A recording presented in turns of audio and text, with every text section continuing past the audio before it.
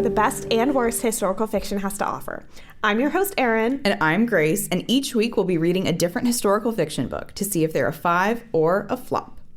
Our theme for season 2 is Booktok and Bestsellers, and today we're in the bestsellers camp, and we're reading Love in the Time of Cholera by Gabriel García Márquez. But that is not even the most exciting thing that we have happening this week. No. Because for the second time this season, we have a special guest in the studio.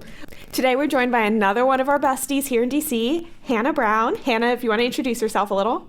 Hi, nice to meet you all in the audience, and lovely to be here with you, Erin and Grace. I'm so honored. My name's Hannah. I'm originally from Texas. I've been in DC a few years, and I've enjoyed getting to know these two lovely gals, and I'm so honored to be here today. Well, lovely is a very generous word, but thank you. And it's all led up to you being a guest on our podcast. Exactly. We've trapped you in our friend group a year and a half before we started the pod. So Maybe I was the one also working, You were playing the long game. I was playing the long game. I knew the podcast was coming when Grace moved into the house. You saw us and you were like, those two girls have the chemistry needed to start a podcast. It's so true. Anyways, Hannah, you just rolled into the recording studio straight from the airport. How was that? I did. Hello. I just got off a flight. Here's the main pressing question, Reagan or Dulles? It was, Reagan. DCA. Do people Reagan? Okay, I call DCA it Reagan. DCA. I know there is a conflict. And of course, as many of you know, I hate Reagan. Ronald Reagan. But yeah. I just call it Reagan. It is, listen, Ronald Reagan International Airport or National Airport didn't do anything to me, so I'm fine with it. The airport's fine. I agree with that. Okay. In my experience, that's actually one of the better airports, having grown up outside of Orlando and having to deal with that one. So. Yeah, famously not a good airport. All right, Grace, what's new with you this week? Well, Erin, you and I have just embarked on our pre-season 3 Bridgerton rewatch. Yes, because at the time of recording, this is pre-season 3. Yes. And actually, that's a bit of a misnomer because for you, it is a Bridgerton rewatch. For me, it is watching season 1 for the first time. Hannah, have you ever seen Bridgerton? Yeah, I watched the second season. We watched it together. Grace, you were there for that. We watched it together. It was the same thing as me, though. I only watched the second season. So now we're going back and we're doing the whole thing. Erin saw the whole thing. I remember me and my friend were trying to get everyone to watch season 2 with us, and everyone means a group that Hannah was a part of too. I was there. And we really tried to sell it on like, oh my God, this show is so horny. Like there's so much sex in it. And then in season 2, there's just not. It's just yearning. But it was the good yearning. It was the good yearning. Like Pride and Prejudice level, where you're like, ooh, like Darcy's hand. The hand flag. Yeah, exactly. We've only made it halfway through season 1 so far. And there has not been that much sex. Like, even Anthony only gets to have sex with his mistress, like, one time. Like, God forbid a man has sex with his mistress. But also, like, they're waiting until marriage. They don't really do that much first. That's true. So, it's not even as horny as advertised. We're trying to get through as much Bridgerton as possible because in about a week, I'm going to Madrid. Yes, and then Erin's abandoning me. Wow. Yes. So I will be the one at the airport. And so Erin is also, I would like to clarify, this is placing us... Which airport? Yeah, which airport? Flying out of Dulles, flying into DCA. Oh. Which is great because for those of you not familiar with the DC area, Dulles is about an hour on the metro. No, more than that, because if it's an hour and a half for me to get to driving. work, it's like 2 hours. Yeah. So that's the way to go. I think that's better. Like, honestly, I'd rather do, like, if I want to get home faster, exactly. Right? Like, you're tired. It's fine to be on the way. You want to get home on the way back. Right. And the not unfortunate, because I'm very excited to be going on this trip with Santiago. However, he's the only one with a car here, so we do have to metro to the airport. He cannot pick us up. Well, it's unfortunate for me because this sets us even more in time. When you are in Madrid, it coincides with the release of the Dance Moms reunion special. So I can't watch it until you get back. You cannot watch that without me and Santiago. We have to have a movie night, TV night, whatever. How long's the trip? We are gone the 1st through the 8th, so it's a week. Okay, 1 week of waiting. And I really didn't realize how soon it was until I was talking to my director this week. And she's like, oh yeah, when you're out next week. And I'm like, I'm not out next week. It's because the weeks seem so long. Yeah. It's because every week is hell. Well, Erin, what are you doing to pass the time? What are you reading to pass the time when you're not slaving away at your job? Okay, so I did have a silly little goof recently. As we know, I love audiobooks, and a lot of times I'll be on waiting lists, but then sometimes I'll just grab whatever's available. And what was available was The Dutch House by Anne Patchett. Yes. Yeah, writer of Tom Lake, which I knew you really enjoyed. Yes, big fan. And the narrator is Tom Hanks, which is fascinating. And I got like a good hour into it, which really isn't significant because I listen at 1.75 speed. Okay. And then I realized as I was sitting in my living room looking at my bookshelf, I already have a copy of the book. So I returned the audiobook, and now this is back on my TBR. Okay. Anyways, what about you, Grace? Honestly, I'm not really reading anything that much other than pod books. Between last We've been month... cranking out the pod books, Anna. We really have. Well, between last month moving and then this month, unpacking from moving. And gymnastics finale. And the NCAA Gymnastics Championships, I have been reading so slow. Yeah. I'm really creeping along through stuff. So I'm hoping that kind of from this point forward, I can pick up my pace, because I do kind of need to pick up my pace to meet my yearly Storygraph Reading Challenge goal. I am consistently 2 books behind. You just need 2 more audiobooks. I know. You'll be fine. Honestly, those flights to Madrid, unless they fuck me up like I did going to Japan trying to read the Luminaries. Just don't take your Benadryl and you'll be fine. Simply cannot do that. Don't sleep. Yeah, don't sleep. Stay up the entire time. Don't sleep. And then we land at 5 p.m. in Madrid on Thursday when we land. We're going to go dinner rest. in bed. No, because I'm going with Santiago. Dinner and out clubbing. Bus, club, another club, literally, another club, and club plane. fare don't really pick up until past 1 a.m. So it's going to be a lot of coffee, but it's okay, because then we're going to go to the world's oldest churro place, I think. Don't quote me on that. Well, that's nice. I'm so glad I'm not dating Santiago, though. I'm glad that you have to do it. Damn. I could not live that lifestyle. I would not do it. By that, Grace means she loves Santiago, but she can't stay up late. Santiago wouldn't want to date me either. That's okay. It's fine. There's a cozy, high energy, out there conflict. There's a divide within the friend group. The cozies and the non-cozies. Santiago was having a great time watching Bridgerton with us. Yes, we conned him into it mostly because your kitchen and living room are the same room. Yeah, so he had was nowhere there. else to go. And I made him caffeinated tea. Hannah, are you reading anything right now? Yes, I have also been reading slowly because, like the 2 co-hosts, I also moved. Yes, and Yeah, also recently. you are girl boss slaying at a also demanding job similarly to Erin. Woo, yay. Yes, I also started a new job 2 months ago, so it's been a busy time for the friend group. So I've been reading slowly. I've been reading Americana. By pod author Yes, that's Adichie. We should have had you on last week when I was talking mad shit about Half of a Yellow Sun. Oh, I haven't read that one. Okay. I'm reading Americana. A friend of mine gave it to me for my birthday a year ago. I'm working on a serious backlog, Okay. but it's good. Well, interesting. Actually, my friend also gave me Love in the Time of Cholera. Wow. Yeah, so the backlog. So You need to does your- introduce us to this friend so Yeah. they can be on the pod. What's Annie? It's Annie. We It's know a friend her. we already Annie know. and Jesse, both of them. Get them on the pod. Get them listening to the pod. They go skiing for 20 hours a day. They could listen to us while they ski. They definitely could. All right, we should probably get into this book. Hannah, I consider you lucky because this is definitely our shortest book this season. And we have many books that are over 500 pages. We So- accidentally have conned ourselves into reading long books this season. However, after we read The Luminaries, clocking in at a cool more than 800 pages, Seems like nothing. we're fine. We've resistance trained ourselves. Okay. This one was pretty quick too, Yeah. honestly. And I was I lucky mean- because I had just read it and you guys were like, oh, it's on the pod. Yeah, So- well, this was not even when we brought Ashley on the pod, we were like, Ashley, we want you on the pod. Here's the list of books we're reading. Which one of these interests you? And she picked Song of Achilles. But for this, we had picked Love in the Time of Cholera, and then we saw Hannah reading it. And so then we were like, Hannah, you at have no gunpoint, you have to choice. be on the pod. Yeah. no problem. And here she is. Yeah, this book has just become so associated with you in my head, and I don't even know why. It's just It's the because Hannah of that. book. And That's interesting. every time Grace and the group are at literary trivia, which I don't typically go to because I have to wake up early on Tuesday mornings. There's so often questions on Love in a Time of Cholera. And every time they're like, we need Hannah here. There were 2 in one night once, and I had just started reading the pod book on the list before this. So I was so mad. I was like, are you kidding? And they were questions that once you read the book were not hard. Yeah. It was what's the girl's name from Love in the Time of Cholera? Fermina Daza. What's the name of the boat the new fidelity. Yeah, so I did like a reread, like a quick reread when I found out about pod timing, and I was like really gonna pay attention to the name of the boat this time.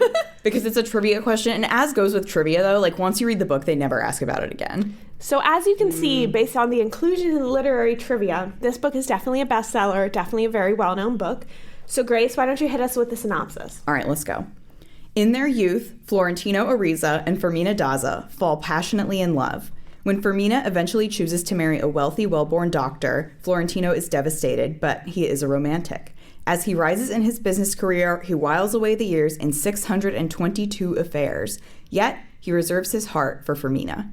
Her husband dies at last, and Florentino purposefully attends the funeral. 50 years, 9 months, and 4 days after he first declared his love for Fermina, he will do so again. Her husband dies at last. Both of you like snickered while I was reading that. And I will say, this is a silly thing I think to comment on. This is an excellent synopsis. Like, Yes, he it will is. do so again. I feel like this is a very well written synopsis. We get a lot of wordy ones. This is short, it's concise, it tells us what we need to know. This is one I actually read before the book. Oh my gosh, and Erin never does that. No. Interesting. I will also say, I will not say that many more nice things after this. That's fair. So I have one minor comment. I did read his last name as Aritzia, like the store. Like the store with the body entire suits? book, yes. Wait, Florentino? I just wasn't reading that. I think I misread it the first time, and then it just, Stuck. yeah. Well, also that's, you know, we don't know anyone named Ariza, Ariza. Yeah. But we are familiar with the store Aritzia. Noelle loves So- Aritzia. So no wonder it's stuck in your head. It's a thing that we have in our, you know, Great clothes. day-to-day life. Okay. I've never bought anything from Aritzia, Me actually. neither, but anytime I see something like, oh It's- wow, it's so cute. Elevated basics. That's what they say. All right, let's talk a little bit about Gabriel Garcia Marquez. I feel like I say this a lot, so maybe I should actually come up with like a dedicated ranking to reference every time we add a new author. I think this is one of the most renowned and well-known authors that we've read on the pod before. Yes. Like, he's on Columbian Money. Like, He is. That was going to be my fun fact, Grace. Okay, well then, do you want me to cut that part so you can say it later? No. He's on Columbian Money. He's super renowned, very famous. In 1982, he won the Nobel Prize for Literature, which was not even for like one of his works, just for like Everything. the collective of his oeuvre. Yeah. He was born in 1927, and he began as a journalist, and he has also written a series of short stories. But he is best known for 2 of his novels. One is Love in the Time of Cholera. The other is 100 Years of Solitude.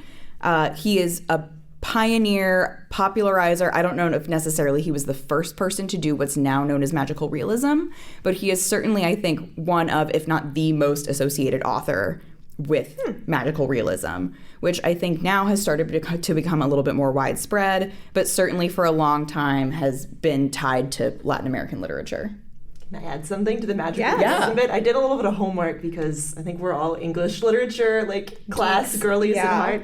And apparently one of his inspirations was he was reading The Metamorphosis by Franz Kafka. And he was really inspired by like just the start of it, like that he woke up, like the main character's, what can I spoil? Yeah. Spoilers welcome. That he woke up as a bug, and Gabriel Garcia Marquez was like, this is just like, you know, how my grandmother talks. And so he kind of referred to like his style of magical realism as like the like grandmother style. Well, there's elements of that are slightly present in Love in the Time of Cholera. It's much more central to 100 Years of Solitude. I can't really go into that much. I haven't read it before. But he also takes a lot of inspiration from the places in Colombia where he lived and where he grew up. And again, that's present here, much more so in 100 Years of Solitude. But that plays a little bit into why the location of Love in the Time of Cholera is never like super distinctly named. So Gabriel Garcia Marquez also has the distinction of being the most translated Spanish language author. And adding as a note, Isabel Allende, which I believe we made a similar comment, is the most translated living Spanish author. Okay. Spanish So, language author. Slight distinction, yes. And I saw this somewhere. I went to a couple other sources just to like fact check it to make sure it isn't just like, you know, hyperbole. But it seems like he definitely is. And at one point it was Miguel Cervantes who wrote Don Quixote. And so eventually at some point Gabriel García Márquez overtook Mr. Don Quixote for that honor. Like I said, he was born in 1927. He passed away in 2014. And actually, when I typed Gabriel García Márquez into Google to get a lot of this biography, the first thing that popped up was a news story from just about over a month ago in March of 2024. He's been dead for 10 years now. And his 3 children are publishing one of his unpublished books that he had asked to be destroyed. Oh, shit. So there's like all of this like drama about, basically he thought it wasn't very good and he was like, please get rid of this. His children say, like, we read it and we think that's amazing and people should see it. But then other people are like, well, it was like one of his dying wishes that you get rid of this. So are you putting money ahead of that? It's a whole thing. So I'm very sorry for that. But obviously a talented writer with a very fabulous legacy. Yes. So, and he lived a long time. So I think all in all, good for him. I think he had a good life. Have either of you read anything else by him? No.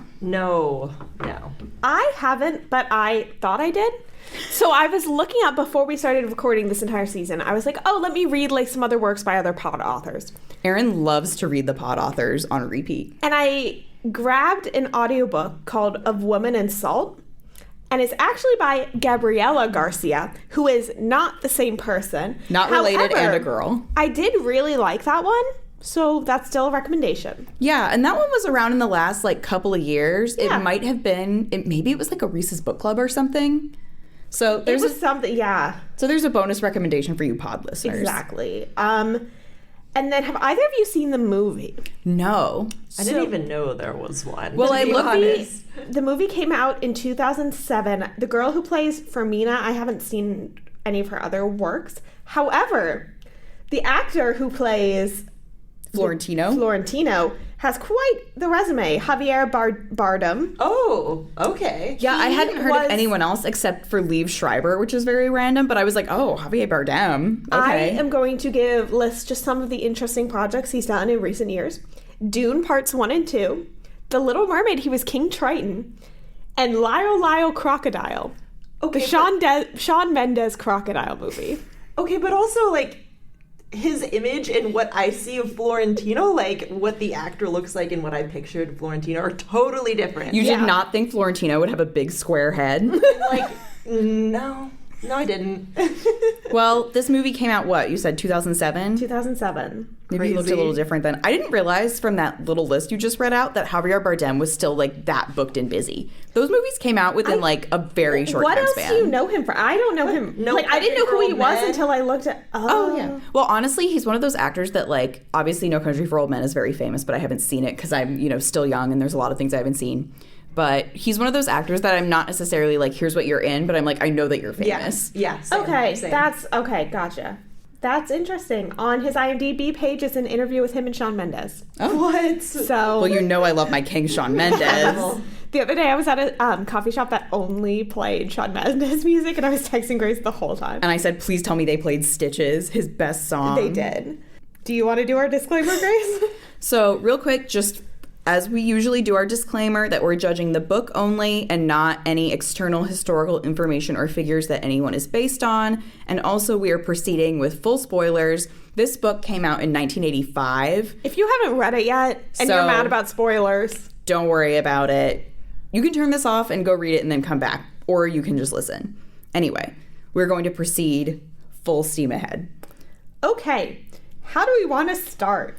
Well, I want to say, at first, I think we were like, Hannah, let's come on and have an interesting conversation. Now I think we have put you in the unfortunate position of, like, defender of the book.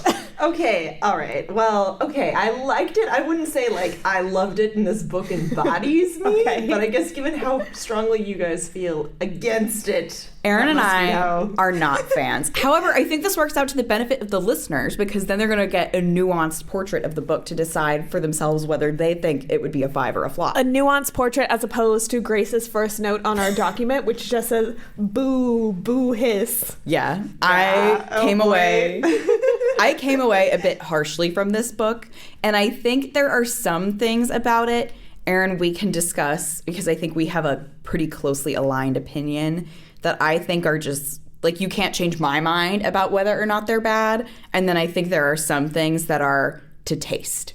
and they're just not to my taste. Yes, and I do think a lot of it is like that I am someone who would like these things just because of like the things that, I don't know, just the way that I am. Yeah.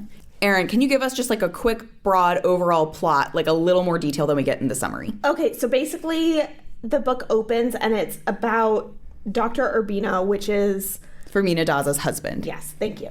That is Fermina's husband, and it starts with him kind of going about his life, and then he dies. He fell off a ladder? Yes? Fell off a ladder chasing a parrot up a mango tree. Yes. 1, very kooky, funny way to die. 2, I did write down in my notes, I was like, oh my god, Dr. Urbino hates animals. He is so me-coded. Grace was snuggled up with my dog yesterday. Okay, she put her nose on my leg, and I pushed her away and she didn't move. So, sure. Snuggled. But no, basically he's like, his wife loves animals. He's a hater. So he's like, you can not have any. She's like, fine, I will have one parakeet. He says specifically, nothing that can't talk can come into this house. So she gets the talking bird. And I thought that was really fucking funny. Yeah, that was girl boss of her. But she gets the bird. It goes up the tree. He tries to go get it. And he falls and breaks his neck and dies. So then we get Part of the neck. Sorry. So then we get, That's true. So then we get to the funeral. Florentino confesses his love again, and then we go backwards in time. And I actually had no issue with the time jumps in this book because I thought they made logical sense. Our favorite thing to talk about, time jumps. And how much I hate them usually. Anyway, so then it goes back, and Florentino basically sees Fermina, and he just starts like writing letters to her. And As teenagers, as very young people. And they communicate by letter for like several years. And then he finally meets her in person and says he loves her. And she just gets the ick and just is not interested.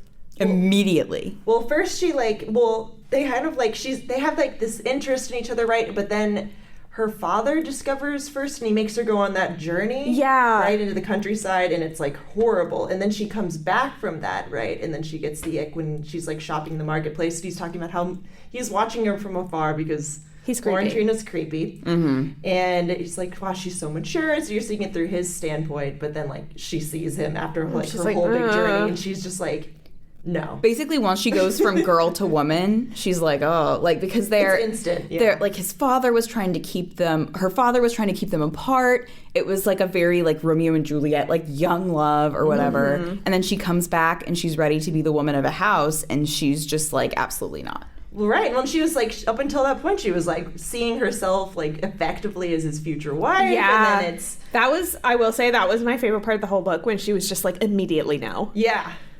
But anyway, so then we continue on. He's like pining after her. She eventually marries the doctor, has kids. He's just like sleeping with a bunch of women and teenage girls. We'll get to that.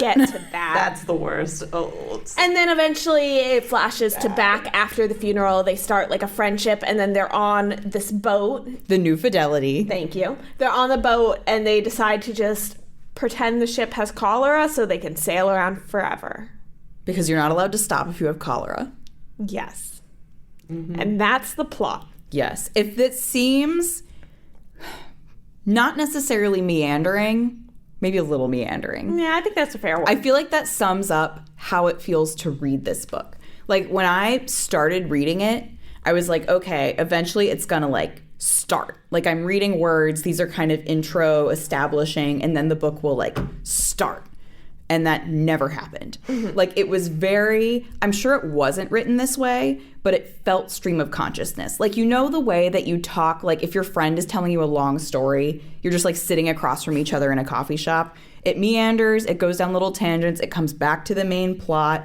Kind of like when you're listening to the pod. Exactly. Exactly like that. It's not told like as effectively as possible. It's not sculpted out in advance where all of the time jumps are going, whatever. That's how it feels to read this. It goes, like, it just goes. Like, there's very little dialogue even. It's very much telling you things that happen. I think that's a good jumping off point to talk about the writing style, because I think it sat with us differently. Yes. And it's not typical. Like, this is one of the first things that you butt up against in your quest of, do I like this book or not? Yeah, Like, it definitely impacts your reading journey. Yeah, the unique style of writing is like first and foremost. I have never liked these kind of books, the sort of meandering stream of consciousness. It just feels like word vomit to me a lot of the time. I get so lost in it. I literally had to skim over a lot of this because it was just like details of things that didn't really matter to the plot. And it was a pretty short book, too. Yeah, it was like a little over 300 pages. It took me a while to read, given its length, I think. It took me a while, too. And the sentences and the paragraphs are long. I was reading an ebook of it, and there were often pages where the whole page was a paragraph. Like, there was no break. And there was chapter breaks like every 70 pages, which... Yeah, oh very my long gosh. chapters. Yes, very long chapters. Actually, the ebook that I had did not denote any chapter breaks. So like What? Yeah, so you know how that's normally on Kindle you can like click on the table of contents and it'll be like page 1, chapter 1, page 25, chapter 2. Yeah. Like for me, all it said was page 1, Love in the Time of Cholera, and it said nothing else. So it was completely unhelpful. That is rough. That's not a problem with the book though. That I'm assigning to whatever publisher it was. Yeah, I struggled with this a lot. But Hannah, I see in your notes that you liked the writing style. I did like it. Okay, and so I'm not always in favor of like a meandering, like ultra descriptive book. Like The Grapes of Wrath, hated that. That was just like agony to get through. Although I haven't read that since high school, so maybe I've changed and I've become someone who likes that. But I really liked it because it kind of just gave a lot of cultural context and historical context for me. And I admit, like, we're talking about how, like, what type of person you are probably plays into how you like the book. And, like, I'm very much, like, a stop and smell the roses and kind of, like, look around and notice all the different little things that are going around in, like, a situation or, like, just, like, a scene. So, like, I really enjoyed that. It felt like a meander that was almost like... I was reading it and I was like, this honestly like feels like I'm just like, like it's a stream, like it's a slow stream of water. And I was reading other kind of reviews on this book and someone compared it to a to a riverboat journey. How it's like such a slow journey. And I thought that like really resonated with me because that's how I pictured it. So it was kind of interesting to hear someone else. It was a New York Times review, like kind of had that same impression. Well, honestly, I guess the sentences are ones that I think that you need to chew on. You can't really blow through this book. No, not at all. And if you're having a fun time or you're happy to let the book just take you where it wants to lead you, then I don't think this kind of style of writing would be a problem. Right. Yeah. If you're being dragged along, like you're the anchor of the riverboat, then it is not going to help the situation. Yeah, and I was kind of just in it to like, I don't know, like... I was just curious about the book, and I was like, I'm just here to like experience it, and that was kind of the mindset I went into it with, and kind of those factors led me to enjoy the style. I had very little idea at any time really where we were going because I knew the only thing I knew very little about this book actually before we started reading it. Like it was not like I knew of the title and that it was famous, and that's kind of what was on the back, and that was really it. So I knew that Florentino would come back and confess his love a second time to Fermina Daza at her husband's funeral. The husband dies, 50-ish pages in. So I'm like, okay, now it's time to get going. And then because we go back into the past after that, and you don't know when or if you're going back to the future, then for the bulk of the book, I was just like, I have no idea where we're going. Yeah. Like, every page was like, is something going to, like, what something year are we going to be happen? in? What are we going to be talking about? Like, you're getting introduced to new characters all the way up till the end. And they're not necessarily ones that always stick around. Some of them are new characters for 20 pages. Some of them are for 3, Or, like, a sentence. Or, like, some are so quick. There's just a lot of information packed into all of the sentences. It's a lot of information, but I don't feel like it really progresses in the way I wanted. Mainly the characters. I took a lot of issue with all of the characters in the book, especially the main two. Just to give a brief summary before we dive in more, I didn't understand either of their motivations for anything. Me neither. And I didn't think they developed or grew throughout. So Florentino and Fermina? Yes. Okay, interesting. The thing about Dr. Urbino is kind of like the third character, and he's certainly not in it as much because he dies in the beginning, but he's there in the flashback parts, obviously, when Fermina decides to marry him or whatever. And mainly his thing is he's just like picture in your head a pretty normal guy from like a rich family. Yeah. And that's who that is. Yeah. Like he is the character that would most likely exist. He reminds me of the fiance in The Notebook, played by James Marsden in the movie. Like he gives, if you're familiar with that movie, and I don't remember his name, but James Marsden. James Marsden. But I liked that character so much more than I liked Dr. But Urbino. he's like that kind of just Well, Dr. rich Urbino guy. cheats on his wife. But also, I don't know, I didn't really like him much other than that. So that's what I kind of equate him. Like he was fine. Yeah, Yeah, He needed to be there. He was fine. I would probably say Dr. Urbino was my favorite character, which is not saying much, just because I completely understood him. Yeah. Like, I knew what he was doing at all times. Like, the beginning of the book, a lot of it is just, like, a really detailed description of his, like, day-to-day schedule, which is, like, okay, like, you get up in the morning and you do your crossword puzzle and you drink your tea and take a nap. Like, He's so you. okay, you're 70 years old. Great. In the past, he's like, great, I want to marry this hot girl. I'm like, of course you do. He's like, I'm going to cheat on my wife. It's like, of course you are. Like, that's what you do when you're rich and you're 45. Okay, but ew, he was like, the whole thing about the cheating on his wife and the marrying the hot girl is like he was treating them as a doctor. And when And that is how he met Mina Fermina too. Both his mistress and his wife he was like, you're like, oh, impartial doctor, and then like you see him noticing her like her boobs and like. Maybe we should take his medical license away. I know that was. Ugh. Yeah, that's true. None of them were good. I would not like to be friends with any of them. No, No. but I do feel like he's still the most realistic. Like, Yeah. unfortunately, there are people out there like this, Yeah. So I get him. The other two, Fermina and Florentino.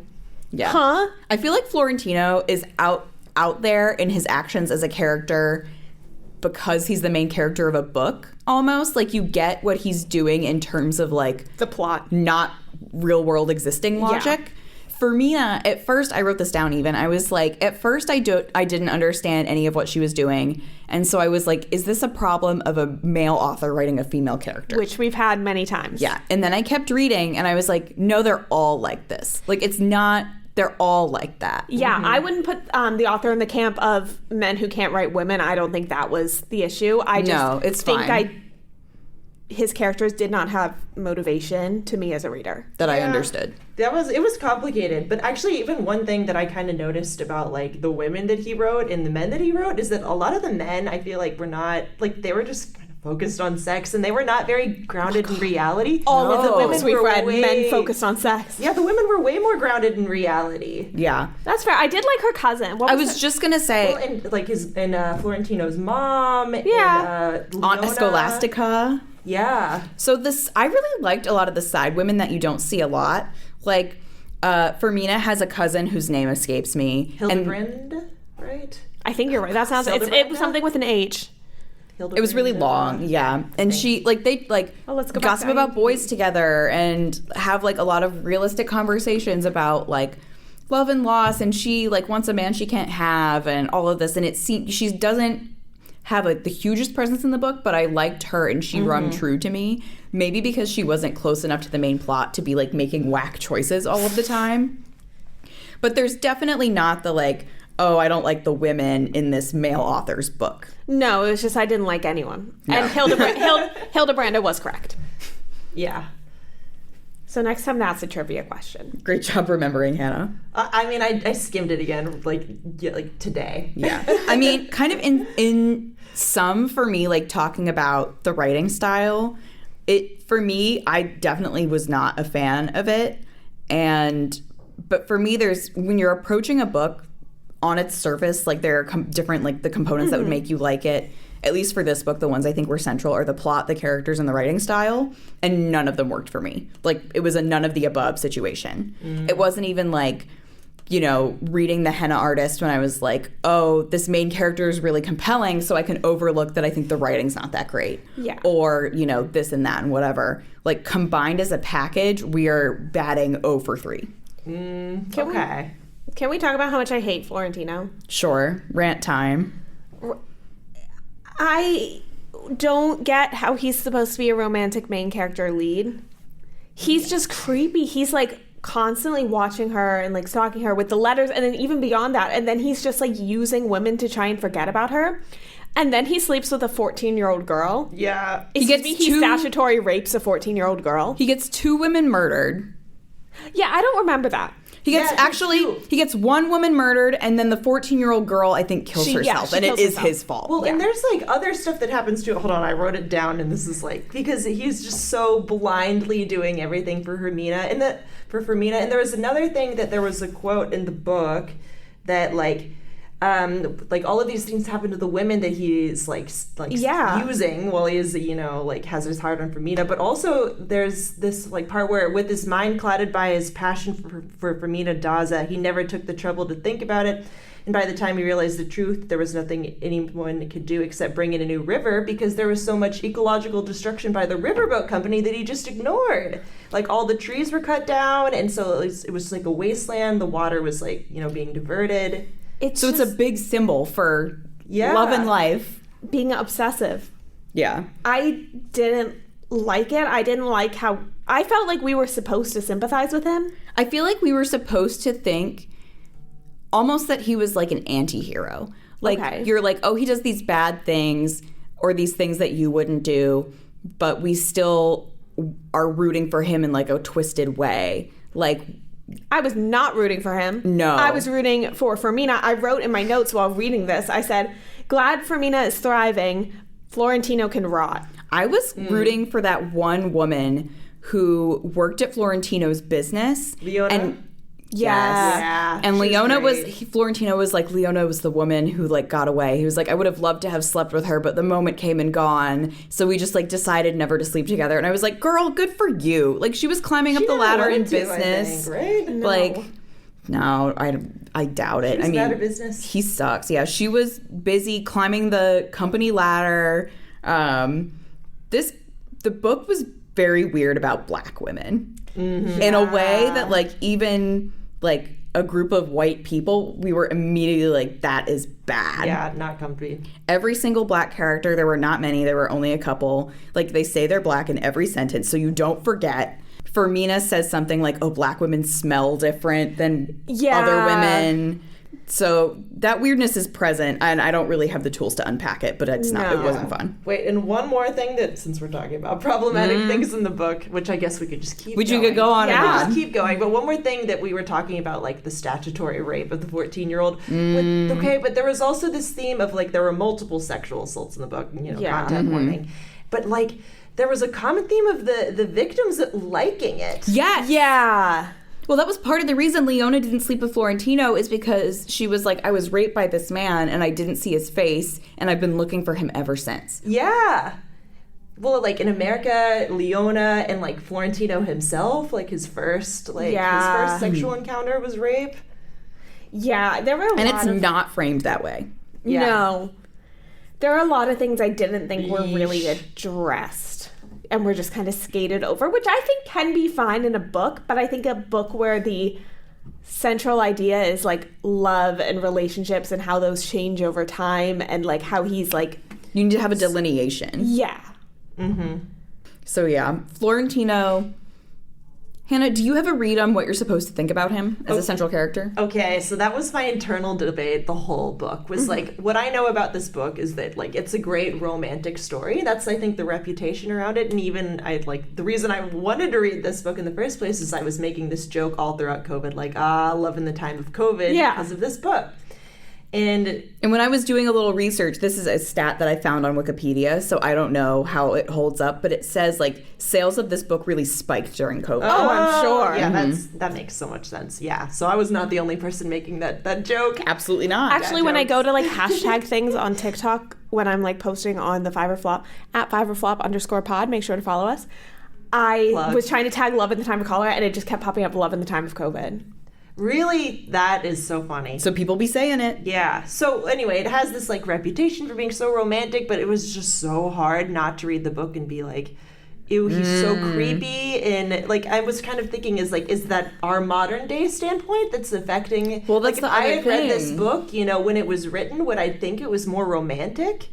I feel like it's hard to translate a book that was...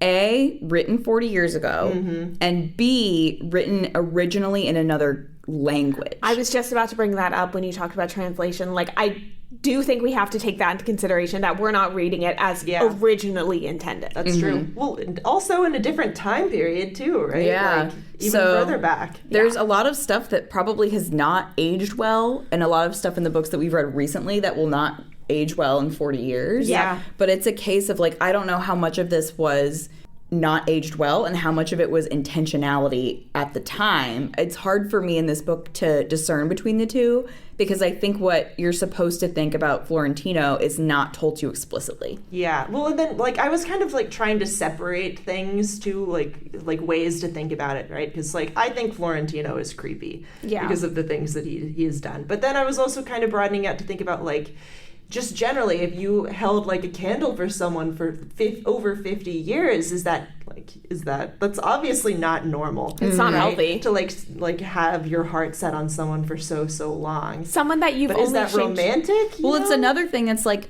I don't think a book about love has to be romantic. I don't think a book exploring the place and concept of love in our lives has to be romantic. That's true. But was he going for romance? Well, but it's known as being romantic. Well, have right? we as a populace talked ourselves into that? You know, because I think, like, there are people that say that, like, Lolita is romantic, and it's clearly not, and clearly not supposed to be. And it's like when again, we haven't watched the movie yet, but when you hear reviews about Half of a Yellow Sun, the movie, it's people are saying they, like, tried to make it a romance, and, like, what if that image had stuck for that book, which was clearly had so much else going on beyond romance in it.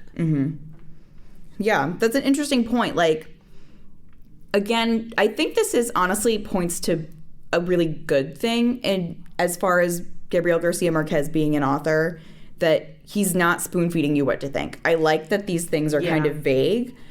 Does it help for my enjoyment of the book? Not really. But I was probably not really going to like it anyway. Yeah, I will say, like, you know, this book left me with so many conflicting thoughts about a lot of different things, but, like, kind of after separating that, but also, like, feeling like Florentino's creepy at the end, you know, it's like, I was hard to find it that I thought it was kind of sweet at the end, right? That, like, he was being there for her and, like, kind of helping her through that time. And I was like, no, but I really don't like Florentino.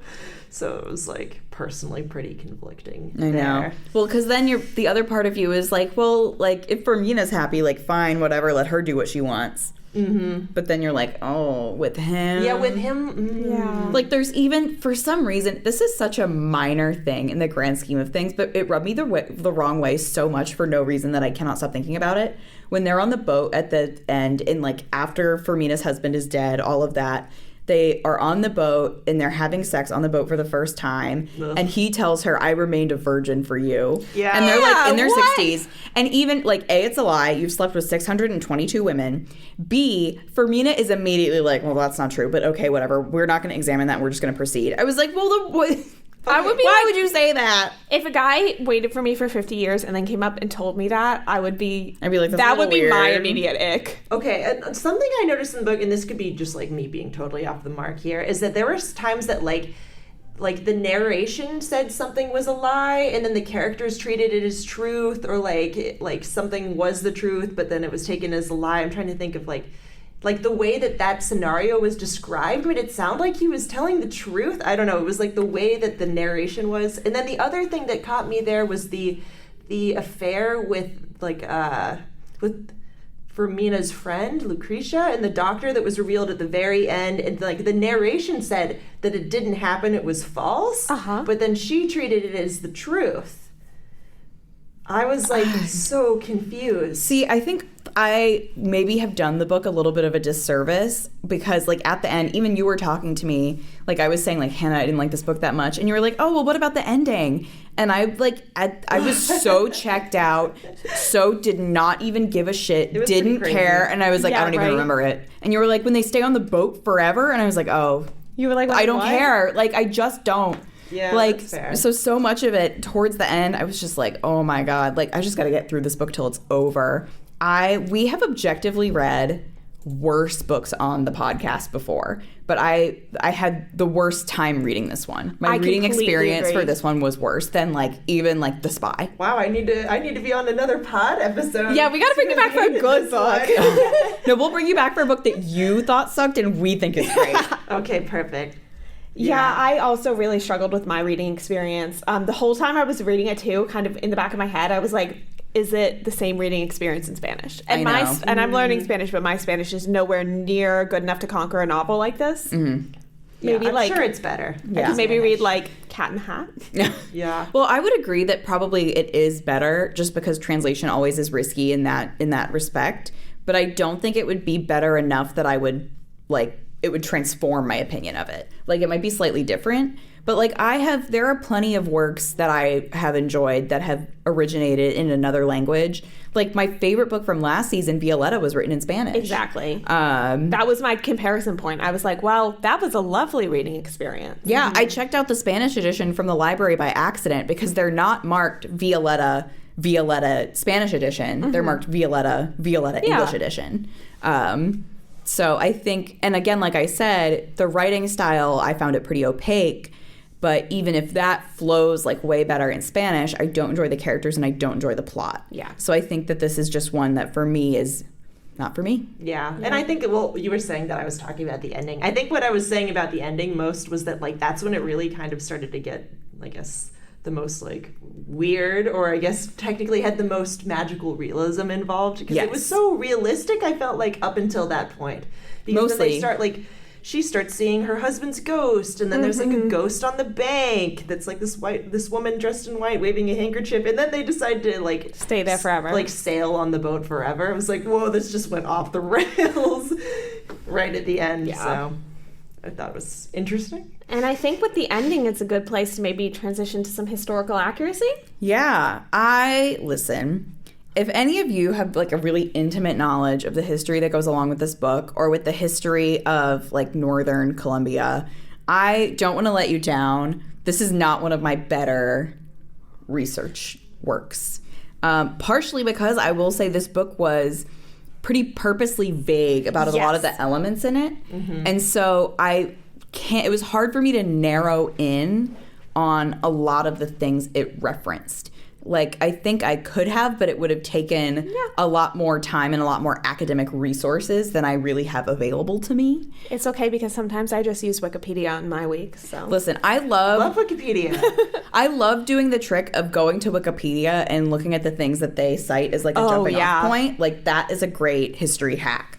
But I will say I've done my best for this, and if you want to learn anything more, I would ask someone else. So I will say, the novel, it's pretty vague in its setting. I did a lot of Googling and seeing what different, reputable sources had to say where it is set. Mm-hmm. It's basically set in, like I said, Northern Colombia, around the area of the Caribbean Sea. They refer to the Caribbean a lot throughout the book. Florentino, we've talked about this, we didn't say it explicitly. His job is he's working his way up through the ranks of a riverboat company, a riverboat trade company. And the river that they're near is the Magdalena. So if that puts you a little bit in geography, if you're familiar with Colombian geography, that's where they are. Which some of us are. Me. Congratulations, Erin. We'll give you your medal later. Thank you. So steamboats really did travel on the Magdalena up until 1961. I didn't really find any specific information about trade or pleasure travel up and down the river. Mm-hmm. I looked for it, but I think honestly the case is like of any river that's used for accessing, it's a waterway used to access other countries. Like, it's not, I think, that special. I mean, of course it's special, it's a beautiful river, all of that. The book is set in its earliest to latest time periods, roughly between the 1880s-ish and 1930-ish. So 1880, when Fermina and Florentina lock eyes and write their letters and fall in love. 1930, when they come back to each other again after Dr. Urbino passes away. So the thing that I looked at mostly, of course, given the title, was cholera. Yay. So cholera, I read this report on cholera in the Americas in the 19th century. I have to do that in my head every time. And cholera was hopping all over the place. Like, if you are on Twitter or on TikTok and you see those little videos of every single place Taylor Swift's private jet went last year, that is what cholera was like. It was going up and down all over. It's It's like when we play Pandemic Iberia and accidentally spread disease everywhere. It's exactly like that. Yes. So it would basically start, like, it would ping back and forth everywhere, especially because this is around the time they're building a lot more rail lines.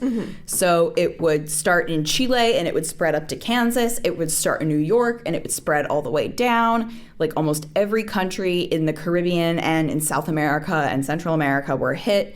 There were all of these cholera spikes just like popping up, fading, popping up again the whole century. And I'm sure into the 20th century a little bit too. I focused mainly on the earlier phase.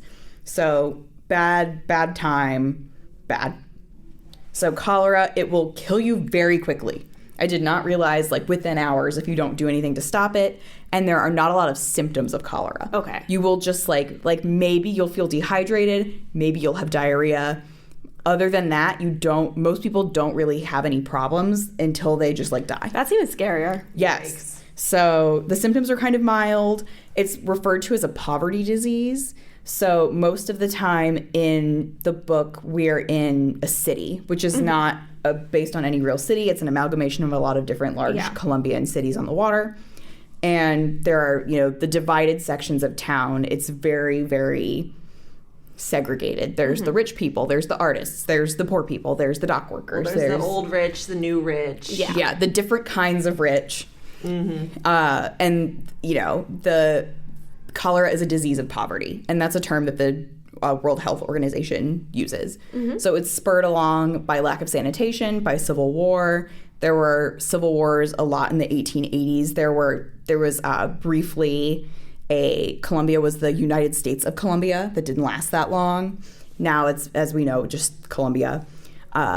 So those things really exacerbated the prevalence of cholera, and not a good time. Luckily, less of a problem now, but there is still cholera. Yeah. So it's not gone away. WHO has a plan to eradicate it, I think, by 2040 or something like that. So I think it's something that can be done. Like, certainly, like, no one we know has ever gotten cholera. Yeah. So it's certainly something that medicine can accomplish. I think it's just one of those things nowadays that's like, it's a logistical problem among people getting their act together. So I think we just got to get our act together. And that's all I have to say about that. All right. Thank you for sharing. And now we'll head over to our data scientist Ashley's star rating calculator, which is based on the categories of historical accuracy, vibes, prose, originality, and characters on a scale of 1 to 5. Hannah, I can do calculations for you if you would like to start us off with yours. Wait, can you guys go first? I actually need to think about this. Okay, yeah, that's fair. I'll go first, if that's fine with you, Grace. For historical accuracy, I gave it a 2. I don't think this is a bad thing, but the author was very intentionally vague, so there's not a lot we can really pull from it to verify, as we just learned from Grace. But the stuff that is in there, fine by me. Yeah, well, this is not primarily... this is going to sound stupid. This isn't primarily a historical fiction book. Like, Gabriel García Márquez did not write this book to investigate, like, the time period that it's set in. Yeah. It's about these, like, wider themes. Yep. So that's not necessarily a ding against the book. That's just, like, that's a standard we judge by here on the podcast. Vibes, 1. Horrible vibes. Terrible reading experience. Prose was a 1 because I really didn't like the structure and sentence style. Originality, I'm going to give it a 2. I haven't read much like it, but I've read a lot of characters like these, if it makes sense. Yeah. And then characters a 1, which is a 1.4. And Grace, I am seeing a surprise on this spreadsheet. We put the same thing for every category. And that has never happened before on the pod. No. So, Erin, what did you rate this book on Storygraph? On Storygraph, I believe I rated it a 1. I think I gave it... Oh my gosh. I just looked it up. I gave it a 1.25. Maybe I did too. Hang on. So, no, I think you gave it a 1 because I think I rated it first and then you did. And I was like, oh, you're trying to one-up me then. Oh, always. That's why. Yeah, I did give it a 1. That's how I live my life. I agree basically with all of your assessments. I gave it's a 1.4 in the calculator. It's a 1.25 on Storygraph. And I hate to say, honestly, I thought this book came out earlier than 1985. Me too. So I'm a little glad that it's not like a classic novel from like 1900 because then I would feel like a little more guilty doing this. But I'm like, this book came out in the 80s. Like, I can hate it if I want. You want to hear something crazy, Grace, that I just checked? Okay. You rated The Spy higher on our star calculator. The Spy, it was an easier read. The Spy got It was less than 200 pages. 1.6. I gave them both the same score. Well, All right, Hannah. All right. Hang on, let me get my personal calculator. Gonna up for you. diverge a bit from the. That's from hey, Grace's we diverge. welcome it. Oh boy. Well, okay. Like I said, I didn't love this book, but I did like it, Okay. and I liked it for like its literary quality. I don't know, like if I necessarily enjoyed all That's parts fair. of the book as we discussed, but I guess okay for historical accuracy, I'm gonna give it a 3, Okay. just because I guess given the the purpose of the book, the intent, and then like what it's the context that was given, it makes sense. Vibes. That's a toughie. This is a subjective category. Like, okay, can you is it just how the vibes of the book are, how I'm vibing with it? Any and all. any interpretation. I have taken it every single way you can possibly imagine. Can I give a decimal? Is that too granular? Yes. You can give a I'm decimal. gonna give it 2.5. It's for funny vibes. because Grace actually yelled at Ashley when she was on the pod for giving decimals. I'm anti-decimal, but now we've established that you can do that. Yes, so, so you're welcome to. Because if it were out of 10, I'd give it a 5. Okay. You know? Okay. Fine. Okay. Prose. I liked the prose. I'm gonna give it a 4 for prose. Okay. High score for Gabriel Garcia Marquez. See, but like I said, I liked it. That's fair. It was a style that works with me. Originality. All right, star-crossed lovers. Oh, but then they end up together, so it works. 3.5. Okay. And characters. 2.5. Wow. And Aaron, what does that give us? A 3.1. So you are firmly in the fine camp. That's exactly how I feel about it. Fine. Okay, and I think we know how Grace and I feel. Flop. Flop. Sorry, Hannah. Sorry, Hannah. We do so 5 or fine. fine. You Cool. can give it a 5 if you want. No, it's fine. Okay. That would be a big margin of rounding. Yeah, it would be. Actually, we might not allow that. No, Typically, it's we fine. rate like high 3s, low mid 4s as fine, leaning 5, and then mid 4s up as 5s. I'd say it's solidly fine. Okay, good.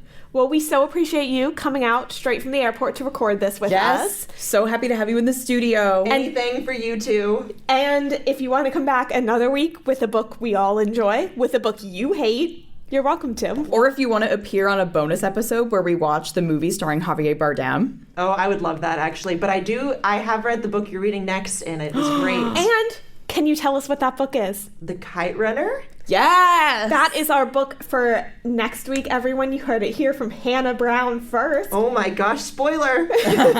In the meantime, make sure to follow us on social media, Instagram, Twitter, and TikTok at @5orflop_pod, and make sure you're following along in our Storygraph Reading Challenge for Season 2. If there are any books that you think we should be reading, don't forget to use the recommendation form in our bio of any of our social medias, or you could just email us with any query at all at 5orfloppodcast@gmail.com. And until then, happy reading! Happy reading! Yay.